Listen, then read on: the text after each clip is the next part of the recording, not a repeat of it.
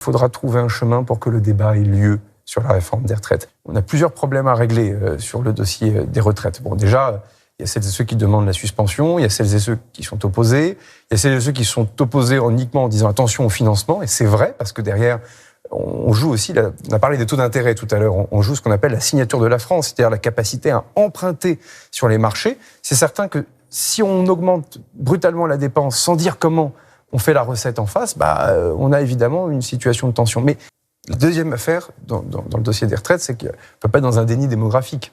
On vieillit, il faut équilibrer le régime. Moi, je suis très attaché à ce système par répartition. Si on se compare avec les autres pays européens, c'est compliqué. Mais une fois que je vous ai dit ça, mes positions, elles sont connues de là où je viens.